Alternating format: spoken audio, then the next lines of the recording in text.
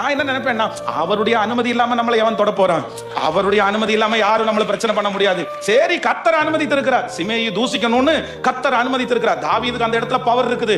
தாவீதுக்கு மட்டும் பவர் இல்ல, பக்கத்துல இருக்கிறவன் என்ன கேட்கறான் அப்படின்னு சொன்னா, இந்த செத்த நாயை 2 குத்து கூட குத்த மாட்டேன். எப்படி சொல்றான் பாருங்க, இந்த செத்த நாயை 2 குத்து கூட குத்த மாட்டேன், ஒரே குத்து தான். அவனை முடிச்சிட்டு வர்றேன், எனக்கு பெர்மிஷன் மட்டும் கொடுங்கன்னு தாவீதுட்ட கேட்டா அவர் என்ன சொல்றாரு அப்படின்னு சொன்னா, நீ கொஞ்சம் அமைதியா இருப்பா, சிமேயை தூசிக்கணும்னு கர்த்தர் அனுமதிச்சிருக்கிறார். சில இடத்துல நமக்கு சுத்தி இருக்கிறவங்க பிரச்சனை பண்றது, நம்மளை தூசிக்கிறது, நான் நல்லா நினைச்சுக்கங்க, தேவன் அனுமதித்திருக்கிறார். ஆண்டவர் சொல்லுகிறார், அவருடைய அனுமதி இல்லாம ஒரு தலைமயிராகிலும் கீழே விழாதில்ல.